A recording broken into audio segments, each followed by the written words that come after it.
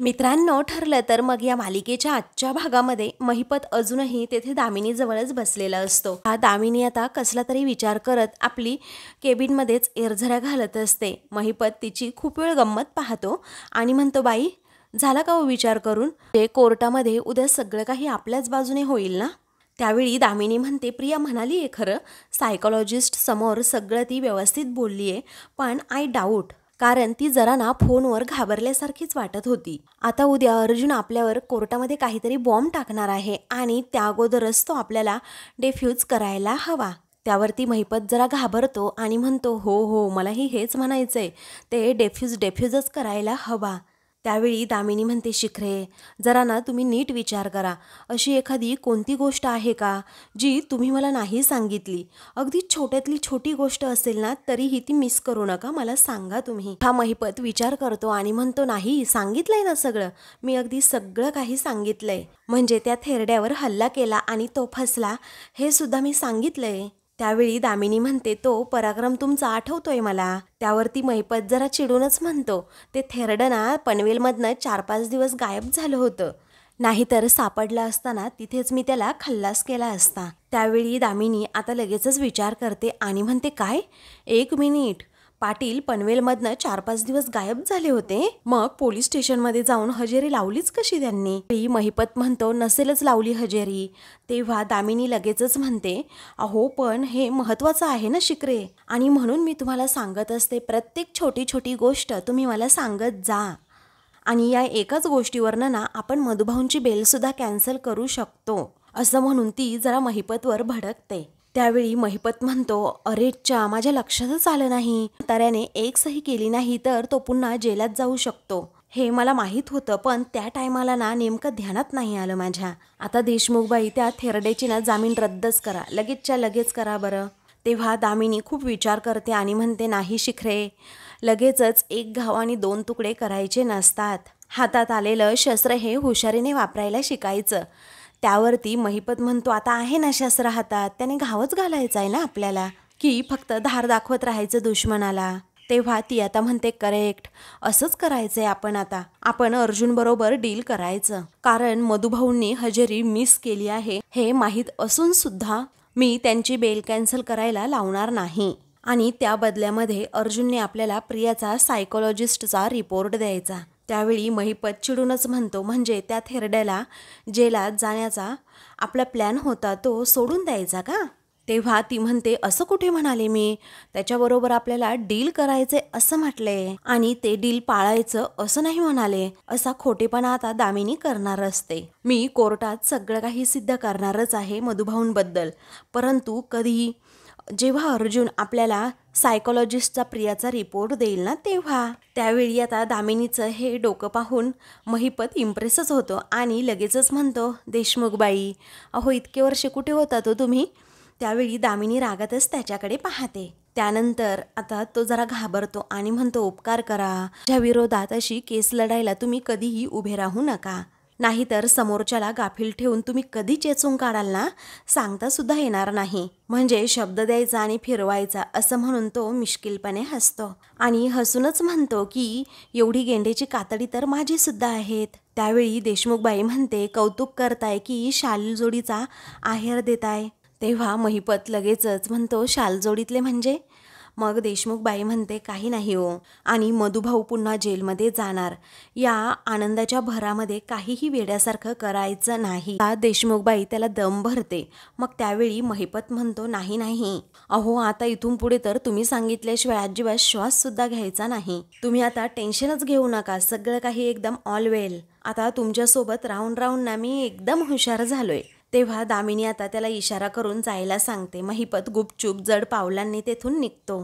दुसरीकडे अर्जुन आणि सायली रूममध्ये असतात। सायली थोडी साफसफाईचं काम करत असते, तर अर्जुन आपलं पुस्तक वाचत बसलेला असतो। तेवढ्यातच त्याच्या मोबाईलवर आता दामिनीचा कॉल येतो। तो जरा आश्चर्याने आता फोनकडे पाहत म्हणतो, दामिनी देशमुखचा फोन? तेव्हा सायली एकदमच आपल्या हातात असणारं काम थांबवत त्याच्याजवळ जाते। अर्जुन लगेचच तिचा कॉल रिसीव्ह करतो। तेव्हा दामिनी अगदी शांतपणे हसून अगदी काहीच न घडल्यासारखं अर्जुनला विचारते, हाय अर्जुन, तू कसा आहेस? तेव्हा अर्जुन जरा लगेचच पुन्हा एकदा नाव पाहतो आणि म्हणतो, मलाच फोन केलात ना?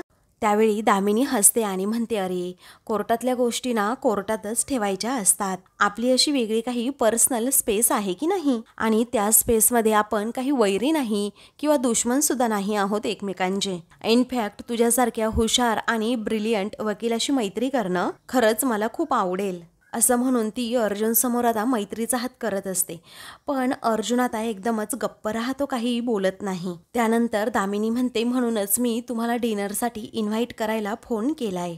कोर्टातलं सगळं काही तिथेच विसरून ये हा प्लीज. तुझ्या बायकोला सुद्धा येताना सोबत घेऊनच ये. तेव्हा अर्जुन सायलीकडे आश्चर्याने पाहतो. मग सायलीला सुद्धा प्रश्न पडतो, नक्की काय घडलं असेल, काय बोलणं सुरू असेल. त्यानंतर दामिनी म्हणते, अरे तिच्याशी काही बोलणं झालं नाही, पण ती खरंच खूप स्वीट गर्ल आहे. आता अर्जुन सायलीकडे पाहतच राहतो, तो एक शब्द देखील तोंडातून काढत नाही. तेव्हा दामिनी आता म्हणते, हॅलो अर्जुन, अरे जेवणातून विषबाधा वगैरे मी करणार नाहीये. अरे परीकथेतली मी चेटकीन नाहीये. तरीही चल बाबा, प्रत्येक पदार्थ अगोदर मी चाखून पाहिल, मग तर झालं. आता येशील ना? त्यावरती अर्जुन थोडा हसतो आणि म्हणतो, हो येईल की. आणि मला माहिती आहे हे डिनर इन्व्हिटेशन काही सिम्पल नसणार आहे. मागचं कारण जाणून घ्यायचं असेल तर मला यावंच लागेल. येतो, आम्ही दोघेही येतो. तेव्हा वेळ आणि जागा मी दोन्हीही मेसेज करते तुला, मग तिथेच भेटू. चल बाय. असं म्हणून दामिनी फोन ठेवते. अर्जुनसुद्धा तिला बाय म्हणतो. इकडे सायली जरा घाबरलेली असते आणि विचारते, काय हो, काय म्हणाली ती? तेव्हा अर्जुन म्हणतो, काही नाही, ती म्हणाली की डिनरसाठी या म्हणून तुम्ही दोघांनी. त्यावेळी सायली म्हणते, अहो तुम्ही लगेचच हो म्हणाले का? तिथे जर जाऊन आपल्याबद्दल काही तिने घातपात केला तर मग काय करायचं बरं? त्यावरती अर्जुन हसतो आणि म्हणतो, आपल्याला तिच्या घरी बोलवून अटॅक करणं एवढी ती मूर्ख नाही आहे. तिच्या मनात काय चाललंय हे जर मला जाणून घ्यायचं असेल ना, तर हा गोल्डन चान्स आहे आणि तो अजिबात मी मिस करणार नाही. तुम्ही तयार व्हा, आपण जातोय. असं म्हणून लगेचच अर्जुन सायलीला तयार व्हायला सांगतो. तेव्हा सायली आता जरा घाबरते. अर्जुन सायलीचा आतमध्ये हे सगळं बोलणं सुरू असताना प्रिया मात्र कान लावून त्यांच्या दरवाजाला सगळं बोलणं ऐकते आणि जरा घाबरते. म्हणते की बापरे, अर्जुन आणि सायली हे दोघेही डिनरसाठी जात आहेत दामिनीकडे. पण का जात असतील बरं? आता या तिघांनी मिळून माझ्या विरोधात काही प्लॅन केला तर? महिपत पण त्यांना सामील झाला तर? हा विचार करत प्रिया आता खूप घाबरते. आता तिला घामच फुटतो, कारण हे दोन्हीही परस्पर विरोधी वकील एकाच ठिकाणी डिनरसाठी जाणार म्हटल्यानंतर तिथे काय होणार हेच प्रियाला माहीत नसतं. तर अर्जुन आणि सायली लगेचच रेडी होतात आणि दामिनीच्या घरी जायला निघतात. तेव्हा दामिनी आता लगेचच दोघांचं वेलकम करते. मग तेथे गेल्यानंतर घर सापडायला काही प्रॉब्लेम तर झाला नाही ना, असं आता ती विचारते. अर्जुन म्हणतो, नाही. मग ये सायली, अगं ये. असं म्हणून ती सायलीला पुढे बोलवते.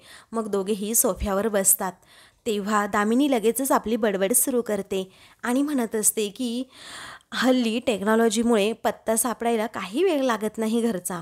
पूर्वी मला जर कुणी सांगितलं ना, कसे तुम्ही अगोदर पत्ते शोधायचे एखाद्या घराचे, तर मला सांगता येणार नाही. त्यानंतर आता लगेचच नोकराला सांगून ती पाणी आणायला सांगते. अर्जुन सायली फक्त त्या पाण्याकडे पाहतच राहतात.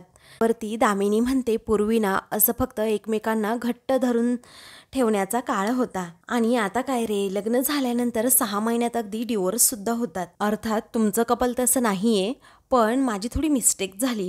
दोघांनी एकमेकांबरोबर 2दा लग्न केलंय ना. असं म्हटल्याबरोबरच अर्जुन आता पाणी प्यायचाच थांबतो.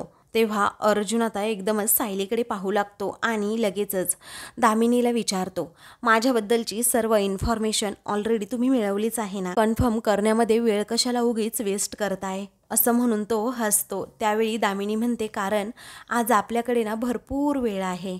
मस्त डिनर करायचं आणि अगदी मनसोक्त गप्पा सुद्धा मारायच्या. त्यावेळी सायली लगेचच विचारते, म्हणजे केसबद्दल बोलायचं असंच ना? त्यावेळी दामिनी हसते आणि म्हणते, नाही ग, तुमच्यासारख्या क्यूट कपल बरोबर रुक्ष असं मला काहीही बोलायचं नाहीये. आणि तुमचं असं एकमेकांवर किती प्रेम आहे हे दिसतंय ना मला. गेल्या वेळी कोर्टाबाहेर आपण जेव्हा भेटलो तेव्हा कोर्टाबाहेर काय सनसनीत डिफेंड केलं ग तू. अर्जुनला खरंच really I proud of you असं म्हणून ती सायलीचं कौतुक करते. तेव्हा अर्जुन म्हणतो या तर एखादी केस सुद्धा अगदी सनसनीत डिफेंड सुद्धा करू शकतात. मग त्यावरती दामिनी हसते आणि म्हणते नाईस, हेच जे तुमच्या दोघांमधलं प्रेम आहे ना तेच खरंच मला खूप कौतुकास्पद वाटतं. अर्जुन म्हणतो तुम्ही माझ्या प्रेमाचं कौतुक करायला नक्कीच मला इथे बोलवलं नाही, त्यामुळे डायरेक्ट तुम्ही ना मुद्द्यावरच हात घाला. तेव्हा दामिनी हसते आणि म्हणते नाही रे अर्जुन, खरंच काहीही अजेंडा नाहीये माझा. पूर्वीच्या काळी जेव्हा युद्ध व्हायची आणि जर शत्रूने आपल्याला चर्चेसाठी बोलवलं तर राजा हा स्वतःचं शस्त्र ठेवून मगच शत्रूच्या छावणीमध्ये जायचा. ही तर तुझी शत्रू सुद्धा नाहीये, तू उगीच धारदार तलवार घेऊन इकडे आला आहेस. ती काढून ठेव, अगदी म्यानासकट काढून ठेव बरं अगोदर. ओके रिलॅक्स असं म्हणून ती त्याला रिलॅक्स व्हायला सांगते. बरं ओके ठीक आहे, तू ड्रिंक घेणार का? त्यावेळी अर्जुन म्हणतो मी नाही ड्रिंक घेत, थँक्यू. तेव्हा आता दामिनी म्हणते गुड, अरे रविराजचा शिष्य आहे नाही का तू, म्हटल्यानंतर या सगळ्यापासून दूरच असणार. त्यावेळी अर्जुन म्हणतो अगदी बरोबर, कारण मला सिनियरने हेच शिकवलंय की कोर्टामध्ये आर्ग्युमेंट असेल किंवा ऑपोजिशन वकिलाच्या घरी इनफॉर्मॅलिटी करायची आणि स्वतःचं ब्रेन नेहमी शार्प ठेवायचं, कारण कोण कुठून आणि कधी वार करेल याबद्दल काहीही सांगता येत नाही. मग त्यावेळी सायली सुद्धा म्हणते ज्या वकील मॅडम शुद्धीत असताना शब्दांचा वेगळा अर्थ काढतात आणि त्याचा कोर्टामध्ये गैरफायदा घेतात, अशा व्यक्तीसमोर आम्ही भान हरपून कसं चालेल ना मॅडम, असं म्हणून सायली आता हसते. तेव्हा अर्जुन आता लगेचच आश्चर्याने सायलीकडे पाहतो आणि हसतच म्हणतो सेन्स ऑफ ह्युमर. मग दामिनी दोघांकडे पाहतच राहते आणि हसते, तिलाही समजतं हे काही कमी नाहीयेत. तेव्हा अर्जुन आता दामिनीला म्हणतो माझ्या बायकोचा सेन्स ऑफ ह्युमर खूप चांगला आहे आणि आजचं हे डिनर नेहमीच तुमच्या लक्षात सुद्धा राहणार आहे. तेव्हा दामिनी फक्त हसण्याचं नाटक करते, तिला कळून चुकलेलं असतं की आपली आता इथे डाळ शिजणार नाही. तर दुसरीकडे आता प्रिया ही रूममध्ये येते, तिला अजूनही त्याच गोष्टीचं टेन्शन आलेलं असतं. ती आता मनातच विचार करते की दोन्हीही परस्पर विरोधी वकील भेटून नक्की काय विचार करणार असतील. अर्जुन, सायली, दामिनी हे तिघेही एकत्र भेटणं माझ्यासाठी खरंच खूप डेंजरस आहे. आणि त्या महिपतचं तरी काय, दामिनीच्या प्रत्येक गोष्टीला आपलं फक्त हो हो करत राहतो, पण माझ्या विरोधात कट रचला जातोय हे नागोबाने सुद्धा मला सांगितलं नाही. सगळे एकाच माळेचे मणी म्हणा, पण आता नाही, मला आता सावध राहायला हवं, नाहीतर केसमधून सगळेजण सुटून जातील आणि मलाच तेथे अडकवतील. असा विचार करत करत ती पूर्णपणे घामाघूम झालेली असते आणि सावध राहायला हवं अशी काहीतरी बडबडत असते. त्याचवेळी अश्विन तेथे येतो आणि प्रियाला म्हणतो तन्वी. तेव्हा प्रिया पटकन मागे त्याच्याकडे वळून पाहते आणि जरा घाबरलेली असते. तेव्हा तो लगेचच विचारतो काय ग तन्वी, एवढं घाबरायला काय झालं तुला? तेव्हा ती आता डोक्याला हात लावते आणि म्हणते अरे गरम होतंय ना म्हणून जरा जीव घाबराघुबरात झाला. तेव्हा एसीचं टेम्परेचर जरा कमी करायचं ना असं अश्विन म्हणतो. अगं काय तू पण, असं म्हणून तो स्वतः टेम्परेचर कमी करतो आणि आता ठीक आहे ना असं विचारतो. त्यावरती प्रिया म्हणते हो आता ठीक आहे. मग आता तो म्हणतो रिलॅक्स हो, मला जरा स्टडी करायची आहे, ते मी करतो. तेव्हा प्रिया म्हणते ठीक आहे कर. तर दुसरीकडे आता ते तिघेही डिनरसाठी बसलेले असतात. तेव्हा पोटभर जेवायचं, अगदी निवांत जेवायचं असं दामिनी गोडगोड बोलत असते. अर्जुन, सायली फक्त तिच्या वागण्याकडे पाहतच राहतात. त्यानंतर दामिनी म्हणते ऐका, स्वयंपाक मी नाही केला हा, आमच्या संजयने केलाय. आमचा हा संजय आहे ना तो अगदी उत्तम स्वयंपाक बनवतो. आणि सरांना एकच का गुलाबजामुन वाढला संजय, अजून गुलाबजामुन वाढ रे, अजून 2 वाढ पटकन, असं दामिनी म्हणते. त्यावेळी आता तो लगेचच वाढू लागतो. मग अर्जुन नको असं म्हणून लगेचच दामिनीला टोमणा मारतो. अति गोड बोलणारी माणसं आणि अति गोड हे शरीरासाठी हानिकारक असतं आणि या गोष्टींना मी नेहमी अवॉइड करतो, थँक्यू. त्यानंतर ती संजयला लगेचच जायला सांगते. संजय आता तेथून जातो. मग दामिनी म्हणते अर्जुन अरे ठेचा वगैरे देऊ का तुला, असं काहीतरी झणझणीत असं, म्हणजे कसं माणसांना, जेवणाला आणि जीवनालाही थोडीशी जरा चव येते. मग आता अर्जुन तिच्याकडे पाहतच राहतो. त्यानंतर लगेचच दामिनी विषय बदलते आणि विचारते सायली अगं तू फार मस्त स्वयंपाक करत असशील ना गं. तेव्हा सायली फक्त हसूनच हो असं म्हणते. मग अर्जुन म्हणतो ऑफकोर्स, माझी बायको ना सुगरण आहे आणि आयत्या वेळेला ती अगदी 25 माणसांचं सुद्धा जेवण बनवू शकते. मग त्यावेळी लगेचच आता दामिनी विषय काढते आणि म्हणते, सायली तू मधुभाऊंच्या आश्रमामध्ये होतीस ना राहायला? नाही, अशा मुलींना घरकाम अगदी पटकन शिकतात म्हणून विचारलं. मग त्यावेळी आता लगेचच अर्जुन हा दामिनीकडे रागात पाहतो. मग सायली डोळ्याचा इशारा करून त्याला जरा शांत राहायला सांगते. दामिनीकडे हसतच पाहते. तर दामिनी पुन्हा विचारते, सायली मधुभाऊ म्हणजे तुझ्यासाठी अगदी वडिलांसारखेच आहेत ना ग? मग त्यावरती सायली म्हणते, नाही ते माझे वडीलच आहेत.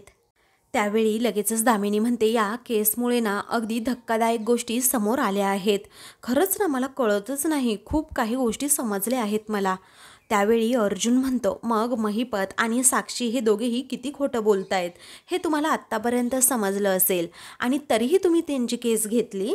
हे ऐकून आता दामिनी अर्जुनकडे पाहतच राहते. सतत अर्जुनला उत्तर देते की, अर्जुन अरे हा माझा व्यवसायच आहे आणि कसं आहे ना, कोणती ना कोणती केस कॉम्प्लिकेटेड असतेच. अरे इथे कधीतरी माझा अशील चुकतो आणि कधीतरी तुझा सुद्धा चुकणार. मग अर्जुन सायली हे दोघेही जरा धक्क्यानेच तिच्याकडे पाहतात. तिच्या बोलण्याचा नक्की मोटिव्ह काय आहे ना हे त्या दोघांनाही समजलेलं असतं. मग त्यावेळी दामिनी म्हणते, कधीतरी साक्षी ही चुकीच्या सल्ल्यामुळे कोर्टामध्ये खोटं बोलली. मग त्यावेळी आता अर्जुन सायली एकमेकांकडे आश्चर्याने पाहतात, कारण त्या दोघांना आता समजलेलं असतं की हिला इथे केसबद्दलच बोलायचं आहे आणि म्हणूनच तिने इथे इन्व्हाइट केलंय. त्यानंतर दामिनी म्हणते, कधीतरी मधुभाऊ पोलीस स्टेशनमध्ये 7 दिवस हजेरी लावायलाच गेले नाहीत. हे चालूच राहणार नाही का? असं म्हणून ती अर्जुनकडे पाहते.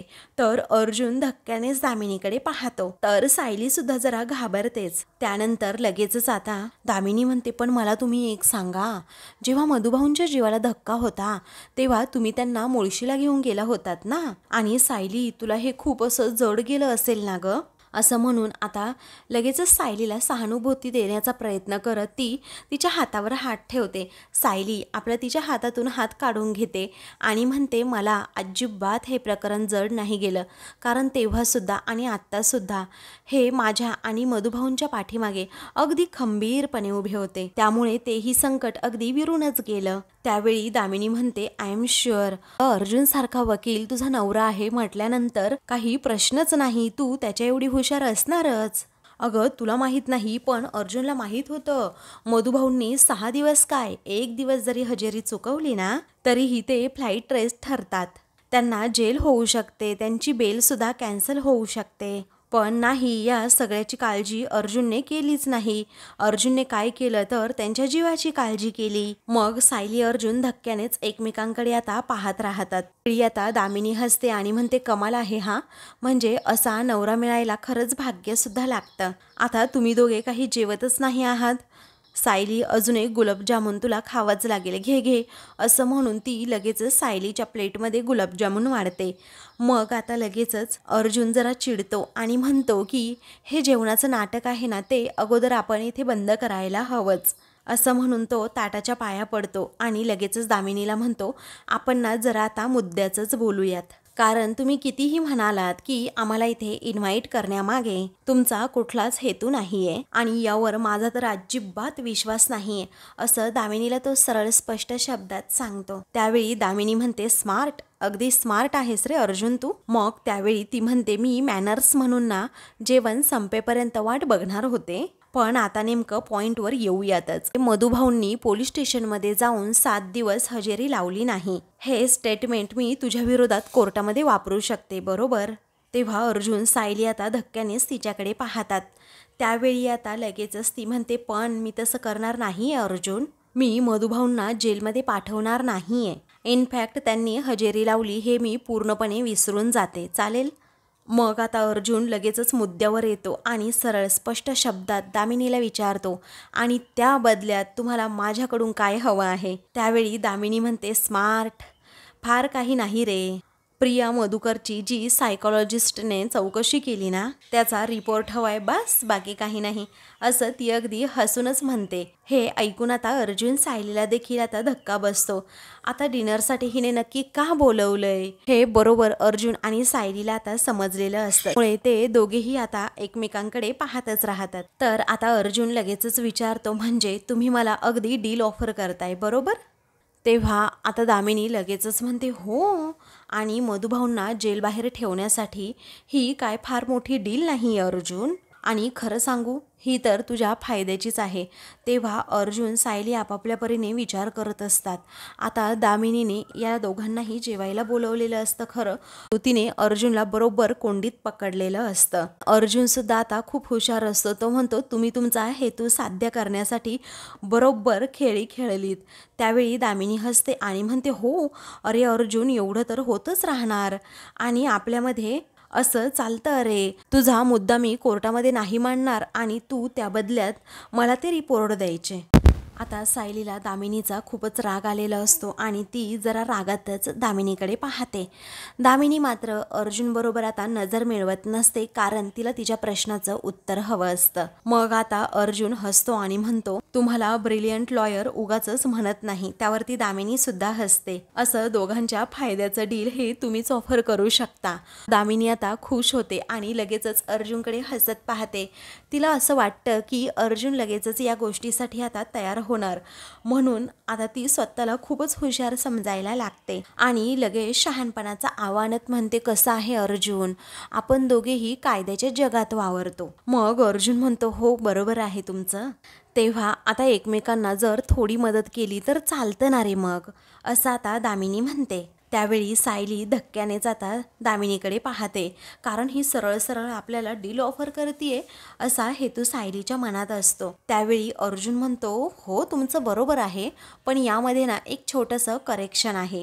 त्यावेळी कोणतं करेक्शन असं लगेचच आता दामिनी विचारते. आता अर्जुन म्हणतो की या डीलमध्ये ना फक्त तुमचाच फायदा आहे, माझा यामध्ये काहीही फायदा नाही. तेव्हा दामिनी आता धक्क्यानेच अर्जुनकडे पाहते, कारण तिला समजलेलं असतं की अर्जुन सुद्धा काही कमी नाही. तो रविराजचा शिष्य आहे म्हटल्यानंतर तो आपल्या वरचढच आहे. पण आता दामिनी स्वतःला शहाणी समजत अर्जुनला कोंडीत पकडत असते, पण अर्जुन अजिबातच तिच्या या डीलला भीक घालत नाही. सायली अर्जुन दामिनीकडे पाहतच राहतात. तर दामिनी आता खायचीच थांबते आणि अर्जुनकडे पाहते, कारण तिला अर्जुनची हुशारी समजलेली असते. तर आता मित्रांनो पुढील भागामध्ये अर्जुन सायली हे दोघेही आता हॉलमध्ये येतात आणि म्हणतात की आज मदर्स डे आहे, आमच्या दोघांकडून तुम्हा दोघींनाही हॅप्पी मदर्स डे असं सायली हसत म्हणते. पूर्ण आजींचा देखील आशीर्वाद आता सायली अर्जुन जोडीनेच घेतात. त्यावेळी आता कल्पनाचा आशीर्वाद घेण्यासाठी ते पुढे जातात. तेव्हा कल्पना लगेचच रागात उठत सायली अर्जुनच्या रागापोटी ती आता रूममध्ये चाललेली असताना सायली लगेचच म्हणते मला आईचं प्रेम फक्त तुमच्याकडूनच मिळाले आई. अहो आईचं प्रेम काय असतं ना हे मला माहीतच नव्हतं आणि मला माहीतही नव्हतं की तिच्या रागातही ममता असते. असं म्हणून सायलीच्या आणि कल्पनाच्या डोळ्यात आता पाणी येतं. मग पुढे सायली म्हणते आई खरंच मला माहीत नव्हतं आईचं प्रेम, तुम्हाला भेटून सगळं काही हे मी अनुभवलंय. अहो मला माहिती आहे तुम्हाला माझ्या पाठीवरून हात फिरवण्याची अजिबातच इच्छा नाही आहे, पण आई निदान आम्हाला आशीर्वाद तरी द्या. मग आता कल्पना तेथेच थांबते आणि रडू लागते. मित्रांनो अशाच मालिकेंचे पुढील भाग पाहण्यासाठी चॅनलला सबस्क्राईब करा.